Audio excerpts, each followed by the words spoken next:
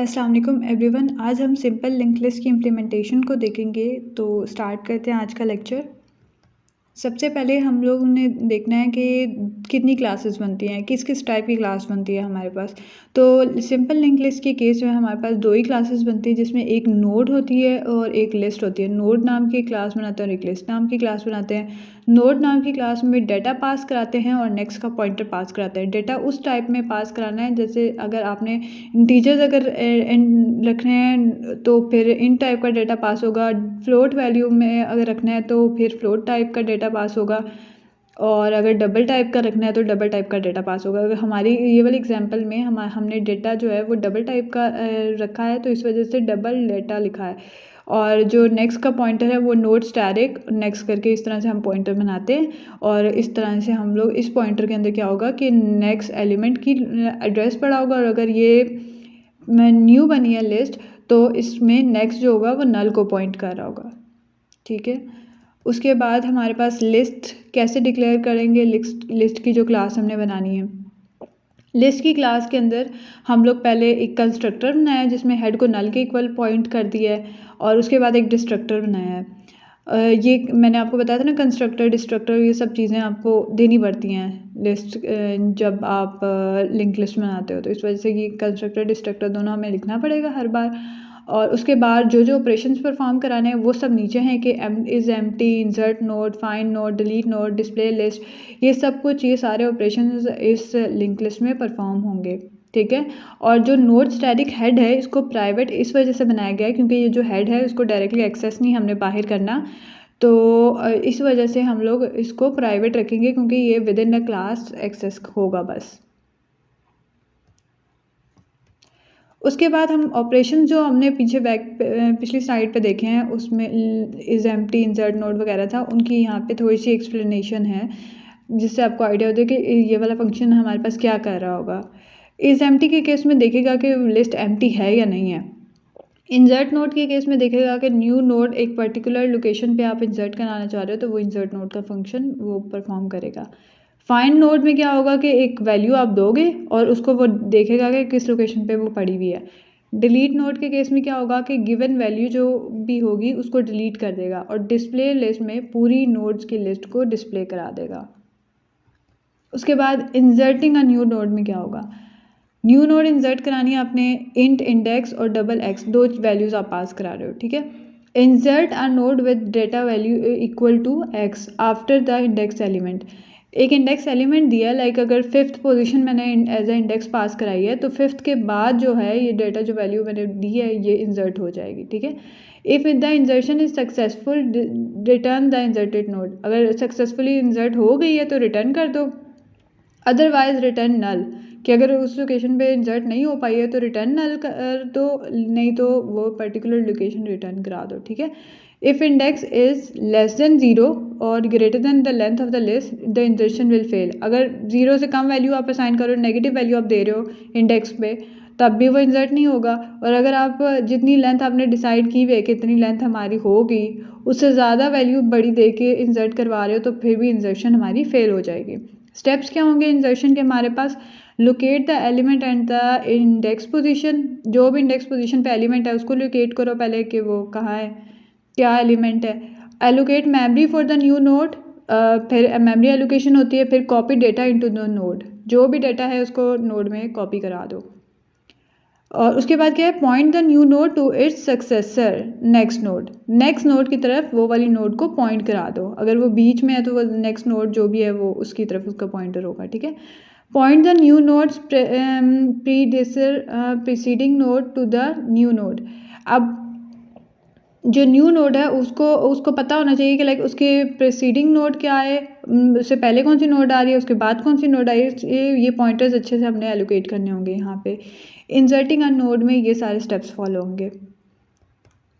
उसके बाद insertion after the last element कैसे होगी। आप जैसे लास्ट एलिमेंट यहाँ इस केस में A0 पहला था, फिर A1 था, फिर A2 था, और लास्ट में X का हमने ऐड किया। ठीक है। तो वो हमने कैसे ऐड करना है, तो उसका एक लाइन ऑफ कोड यहाँ पे लिखा हुआ है कि लास्ट इंटू नेक्स्ट, नेक्स्ट का पॉइंटर यूज़ किया हुआ है, उसको किसके इक्वल कर दो, न्यू नोड के, जो हम न्यू ऐड करनी है। ठीक है। फिर जो लास्ट होगा वो लास्ट नेक्स्ट के इक्वल हो जाएगा, और फिर लास्ट इनटू डेटा जो है लास्ट के अंदर जो डेटा होगा वो एक्स स्टोर हो जाएगा, ठीक है। और लास्ट इंटू नेक्स्ट में नल स्टोर हो जाएगा। नल इस वजह से डेटा और नेक्स्ट को असाइन कर रहे हैं ना वैल्यू लास्ट दो स्टेप्स में। लास्ट इंटू डेटा में एक्स को हम डालने जा रहे थे तो एक्स लिख दिया, लास्ट इंटू नेक्स्ट में नल की वैल्यू इसलिए पॉइंट की क्योंकि अब वो लास्ट बन गया है। तो ये 4 स्टेप्स में हमारी इंसर्शन हो रही है लास्ट एलिमेंट में। और इसको ये वर्ड्स में यहाँ पे लिखा हुआ है कि पहले हमने इंडेक्स एलिमेंट को लोकेट किया है, फिर एलोकेट किया मेमोरी न्यू नोड को, फिर कॉपी किया डेटा उसमें, उसके बाद क्या किया point the new node to its successor next node और point the new node preceding node to the next new node, कि अगर उसके नेक्स्ट नोड को और प्रीसीडिंग नोड का उसको पता होना चाहिए, इसलिए उसके नेक्स्ट और प्रीसीडिंग दोनों का उसको बता दिया, ठीक है। तो इन स्टेप्स से हम लोग इंसर्शन कर सकते हैं अपने लास्ट एलिमेंट के बाद। इंसर्शन एट द मिडल कैसे हो सकती है, जैसे अगर A0 है, A1 है और A2 है। अब A1 और A2 के बीच में हम लोग X को इंसर्ट कराना चाह रहे हैं, तो वो किस तरह से हो सकती है। तो इस केस में हम क्या करते हैं, एक टेम्प्रेरी मेमोरी को टेम्प नाम का एक हमने बनाया वेरिएबल जिसके अंदर हमने न्यू नोड को लिख दिया है, उसको इक्वल कर दिया है। अब टेम्प के अंदर हमने डेटा जो है वो एक्स डाल दिया है, फिर टेम्प के नेक्स्ट को करंट के नेक्स्ट के अंदर स्टोर करा दिया, ठीक है।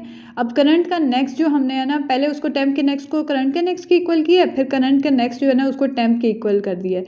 तो अब जो टेम्प के अंदर वैल्यू पड़ी हुई है न्यू नोड है वो इस तरह से यहाँ पे इन दोनों के बीच में अटैच हो जाएगी, क्योंकि उनके पॉइंटर्स जो है ना हमने चेंज कर दिया। A1 को हमने x की तरफ पॉइंट कर दिया और x को हमने A2 की तरफ पॉइंट कर दिया इस लाइन ऑफ कोड के थ्रू। तो स्टेप्स जो मेंशन है यहाँ वर्ड्स में, उनमें सबसे पहले यही है कि पहले आप इंडेक्स एलिमेंट को लोकेट करो, फिर मेमोरी एलोकेट करो जो भी न्यू नोड है उसको, फिर कॉपी डेटा करो, फिर पॉइंट करो उसके नेक्स्ट और न्यू नोड जो भी है प्रीसीडिंग नोड, उन दोनों की तरफ पॉइंटर्स सही से वो सेट कर दो, ठीक है। इस तरह से हम इंसर्शन कर सकते हैं at the middle. Inserting a new node कैसे होती है, तो possible cases inserting a new node के 4 हो सकते हैं। Insert into the middle empty list, empty list में तो स्टार्ट मतलब पहला एलिमेंट ही होगा तो वो एम्प्टी लिस्ट में हो जाएगा। Insert in front, insert at back end insert in the middle. Front में भी ऐड कर सकते हैं लिस्ट के, बैक में भी ऐड कर सकते हैं और मिडल में भी इंसर्ट कर सकते हैं। तो ये सारे केसेस हो सकते हैं इंसर्शन के। तो in fact only need to handle 2 cases, हमें 2 ही केसेस हैंडल करने पड़ते हैं। Insert as the first node, case 1 और 2 दोनों जो है ना फर्स्ट नोड के केस में एंटर हो सकते हैं, क्योंकि एम्प्टी है तब भी इंसर्ट शुरू में ही हो रहा होगा और फ्रंट में ऐड करा तब भी इंसर्ट शुरू में ही हो रहा था। तो केस 1 और 2 दोनों जो है ना वो inserting as the first node के केस में रिजॉल्व हो जाता है, ठीक है। और इंसर्टिंग इन द मिडल और at the end of the list case 3, 4 हमारा एक साथ हो सकता है। तो हम ये इसको मतलब फर्दर इसको 2 केसेस में डिवाइड कर सकते हैं। अब हम लोग इंसर्टिंग अ न्यू नोड की इम्प्लीमेंटेशन को देख रहे हैं, जिसमें पूरा लाइन ऑफ कोड यहाँ पे गिवन है। इंसर्टिंग अ न्यू नोड में क्या होगा कि सबसे पहले हम देखेंगे कि इंडेक्स जो है वो लेस देन 0 तो नहीं है।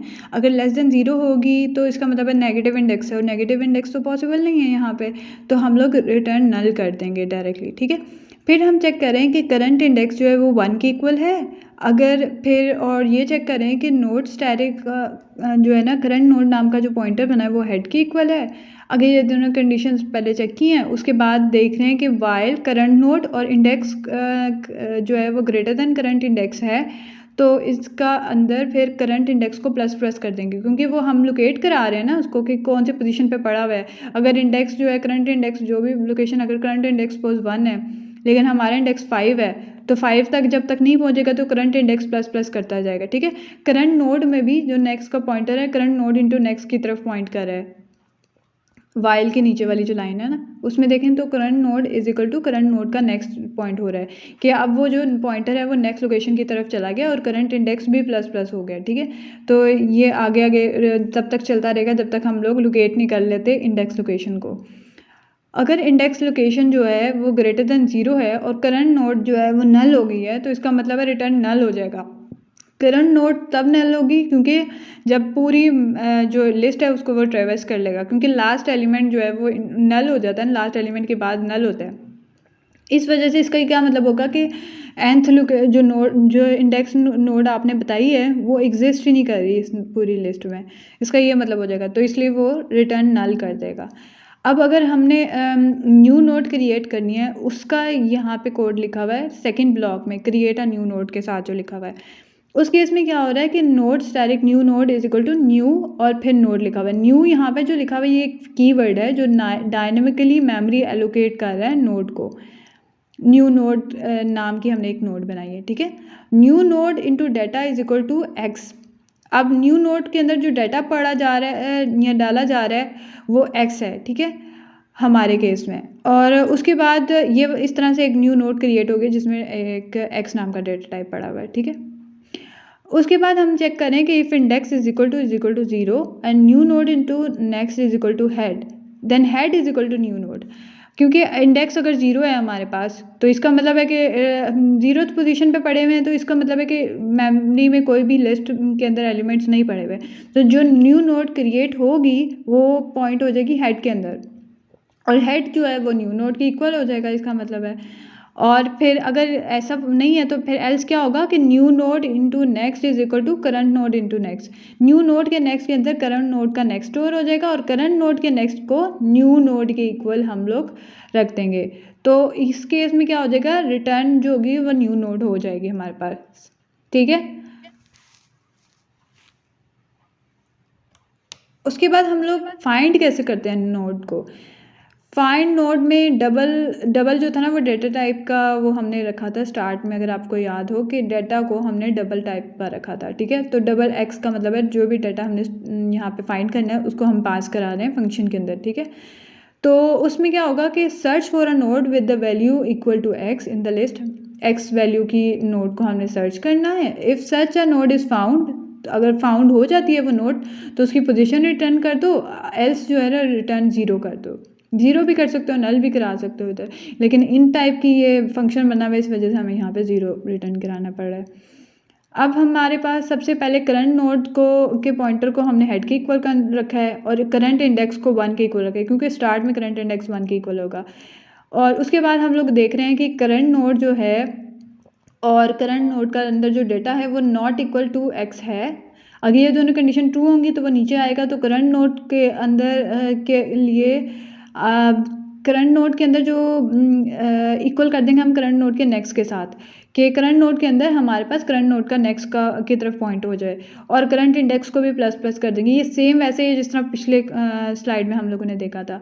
और अगर हमारे पास करंट नोड मिल जाती है हमें, तो फिर क्या हम करंट इंडेक्स जो है ना वो रिटर्न करा देते हैं कि इस पर्टिकुलर इंडेक्स पे ये नोड पड़ी हुई है, और फिर उसके बाद रिटर्न ज़ीरो हो जाएगा, ठीक है। इस तरह से हम लोग एक नोड को फाइंड कर देते हैं। उसका लाइन ऑफ कोड ये है। अब डिलीट कैसे कर सकते हैं हम लोग किसी भी नोड को। डिलीट करने के लिए जैसे A0 A1 A2 है, लेकिन हम लोग ने डिलीट A1 को करना चाहते हैं।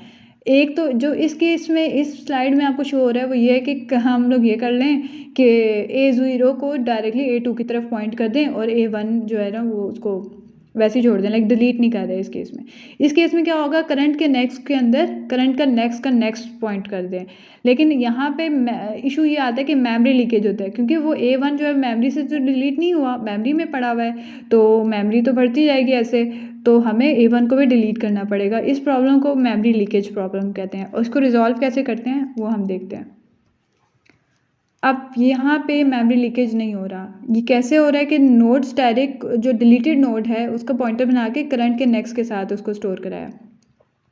अब करंट के नेक्स्ट के अंदर करंट का नेक्स्ट तो स्टोर हुआ है, लेकिन यहाँ पे डिलीटेड नोड के इक्वल पहले करंट के नेक्स्ट को रखा था, इसलिए डिलीटेड नोड में वो नोड पड़ी होगी A1 वाली, और इस वजह से फिर हम डिलीटेड नोड को डिलीट कर देंगे। डिलीटेड नोड करेंगे तो वो A1 डिलीट हो जाएगी हमारे पास। इस तरह हमारी मेमोरी भी सेफ रहेगी। तो इस तरह से हम सेफली अपनी किसी भी नोड को डिलीट कर सकते हैं और मेमोरी लीकेज का भी प्रॉब्लम नहीं होता है ऐसे हमें। अब यहाँ पे कुछ स्टेप्स के फॉर्मेट में उसको डिलीटिंग अ नोड के बारे में लिखा हुआ है कि int delete node double x का तो मैंने आपको पहले भी बताया है। उसी तरह यहाँ पे एक्स नाम का डबल टाइप का एक्स डाटा हमने डिलीट कराना है। Delete a node with the value equal to x from the list. If such a node is found return its position, otherwise return zero. अगर मिल जाती है हमें डिलीट जिस नोड को करना है उसकी पोजीशन को रिटर्न करा देना, अदरवाइज ज़ीरो को रिटर्न कर दो। स्टेप्स क्या होंगे हमारे पास? Find the desirable node similar to find node. Find node में जैसा हमने पहले फाइंड करते हैं नोड को, उस तरह ही यहाँ पे भी पहले फाइंड करेंगे। Release the memory occupied by the found node. जो भी मेमोरी उसने ऑक्युपाई की है ना, उसको भी रिलीज़ करना है, जैसे हमने डिलीट किया है अभी लास्ट स्लाइड में। Set the pointer of the predecessor of the found node to the successor of the found node. Pointers वगैरह को उस हिसाब से सेट करना। और फिर उसके बाद क्या करेंगे? Like insert node there are two special cases, delete first node, delete the node in the middle और at the end of the list. इसी तरह जैसे इंसर्शन नोड में हमारे पास ऐड करने के लिए भी केसेस थे, उसी तरह हम लोग डिलीट नोड के भी हमारे पास टू स्पेशल केसेस होते हैं कि पहले एलिमेंट को डिलीट कर देना, ये फ्रंट से भी डिलीट हो जाएगा और पहले एलिमेंट को डिलीट हो जाएगा। उसके बाद डिलीट द मिडल में से या एंड से डिलीट करना। तो ये दो स्पेशल केसेस हमारे पास डिलीट के केस में भी आ जाते हैं।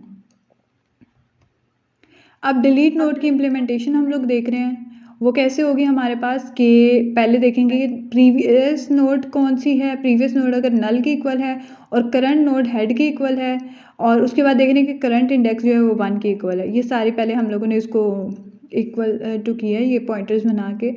उसके बाद क्या करें? Current node and current node का जो data not equal to x है अगर हमारे पास, तो फिर क्या करेंगे? हम प्रीवियस नोड को करंट के इक्वल रख देंगे और करंट नोड को करंट नोड के नेक्स्ट के इक्वल कर देंगे और करंट इंडेक्स प्लस प्लस कर देंगे कि वैल्यू आगे मूव कर जाए। करंट का पॉइंटर जो भी बनाए, करंट की वैल्यू जो है वो 1 से 2 हो जाए, फिर नेक्स्ट चेक होगी, फिर उसके अगले वाला चेक होगा। इस तरह से हम लोग इम्प्लीमेंटेशन कर लेते हैं डिलीट नोड की।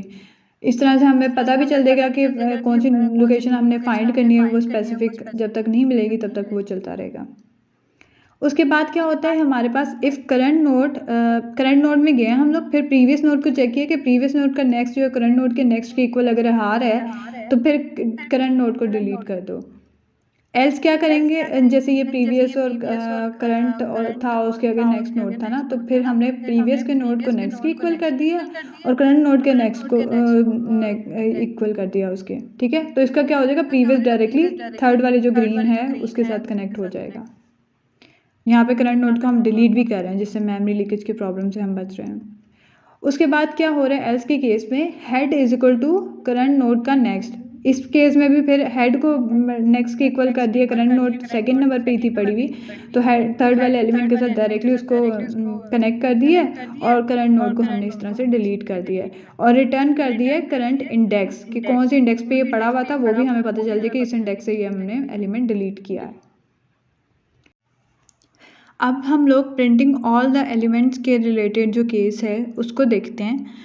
इसमें क्या होता है कि हम लोग सारे एलिमेंट्स जो हैं उसको डिस्प्ले कराएंगे। जैसे 10 एलिमेंट्स अगर एक लिस्ट के अंदर, तो 10 को हमने डिस्प्ले कराएंगे और कितने टोटल नंबर ऑफ नोड्स हैं लिस्ट में वो भी डिस्प्ले कराएंगे।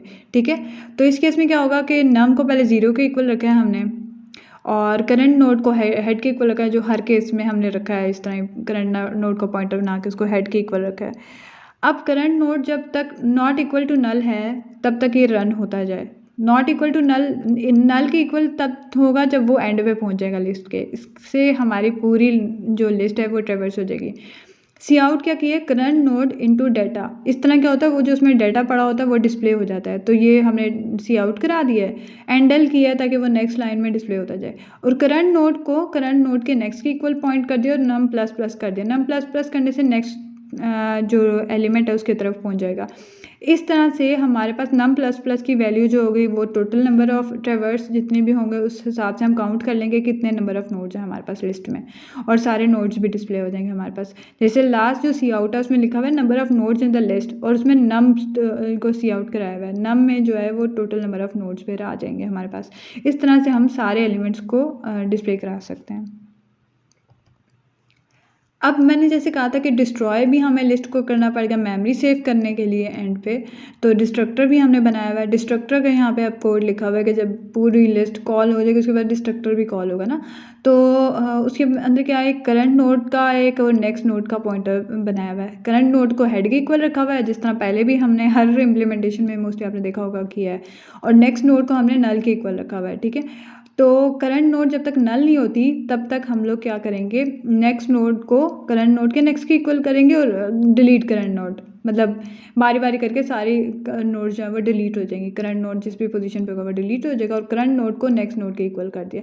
इस तरह से पूरी जो नोड्स है ना सारी वो डिलीट हो जाएंगी मेमोरी से। और हेड को एंड पे नल के इक्वल रख दिया क्योंकि वो सारी नोड एम्प्टी हो जाएगी, हेड नल के इक्वल हो जाएगा। इस तरह से हमारी पूरी लिस्ट जो है वो डिस्ट्रॉय हो जाएगी। और हम ये करते क्यों हैं? Use the destructor to release all the memory used by the list. जितनी भी मेमोरी लिस्ट ने यूज़ की है ना उसको सबको रिलीज़ करने में और मेमोरी सेव करने के लिए हम लोग डिस्ट्रक्टर को डिस्ट्रॉय करते हैं, लिस्ट को डिस्ट्रॉय करते हैं। Step through the list and delete each node one by one. सारी जो नोड है ना उनको हम डिलीट कर रहे हैं लिस्ट में से इस सारे इम्प्लीमेंटेशन के थ्रू। अब ये एक एग्जाम्पल है हमारे पास जिसमें जितने भी फंक्शन हमने पहले पढ़े हैं उनको सबको रन करके देखा है। इंसर्ट नोट कर रहे हैं पहले, लिस्ट नाम का हमने ये एक ऑब्जेक्ट बनाया है उसके थ्रू हम इंसर्ट करें, लिस्ट डॉट इंसर्ट नोट करेंगे और जो भी दो वैल्यूज़ यहाँ पे पास हो रही, 0 पोजीशन है और 7.01 ये सक्सेसफुल इस वजह से है क्योंकि इंडेक्स 0 जो है वो पॉजिटिव है, 1 वाली भी पॉजिटिव है। नेक्स्ट लाइन में जो -1 है वो अनसक्सेसफुल होगी क्योंकि ये मैंने चीज़ आपको बताई है लेस देन 0 अगर इंडेक्स होगी तो वो सक्सेसफुल नहीं होगी। और उसके बाद इस तरह से सारे एलिमेंट्स हम लोगों ने डिस्प्ले कराए हैं और उसके बाद हमारे सारे एलिमेंट्स को प्रिंट कराया लिस्ट डॉट डिस्प्ले लिस्ट करके पूरी लिस्ट डिस्प्ले हो जाएगी उससे। और हम लोग क्या कर रहे हैं उसके बाद नंबर ऑफ़ जैसे लिखा हुआ ना 6 7 ये सारी लिस्ट के एलिमेंट्स ऊपर हमने इंसर्शन की थी तो सारी लिस्ट के एलिमेंट्स 6 7 और 5 ये सब इंसर्ट हो गए हैं और लिस्ट की टोटल एलिमेंट्स 3 थे तो इसलिए नंबर ऑफ़ आउटपुट में अगर हम देखें तो नंबर ऑफ़ नोड जो है वो 3 शो हो रही हैं। उसके बाद देख रहे हैं if list find index 5.0 greater than 0, 5.0 list में पड़ा हुआ है ना तो इसलिए लिखा हुआ आ गया है 5.0 फाउंड और 4.5 हमारे पास लिस्ट में नहीं पड़ा हुआ था इसलिए 4.5 नॉट फाउंड लिखा हुआ आ गया है हमारे पास। डिलीट नोड 7.0 की है तो फिर उसके बाद 7.0 को डिलीट करने के बाद हमने जब डिस्प्ले कराया तो 6 और 5 बस हमें डिस्प्ले हुआ है और नंबर ऑफ़ नोड्स अब पूरी लिस्ट में हमारे पास 2 रह गई थी। तो इस तरह से हम लोगों ने ये पूरी इम्प्लीमेंटेशन जब आप करेंगे, प्रैक्टिस करेंगे, सारा इम्प्लीमेंट करके देखेंगे अपने सिस्टम पे भी, तब आपको ये सारे अच्छे से समझ आ जाएगी। तो यही थी आज की video. Thank you so much for watching. अब नेक्स्ट जो वीडियो बनेगी वो डबल ए लिंक लिस्ट के बारे में होगी, उसकी इम्प्लीमेंटेशन शो कराऊंगी और उसके बाद सर्कुलर लिंक लिस्ट होगी। तो stay tune to our channel. Thank you so much for watching it. Allah हाफिज़।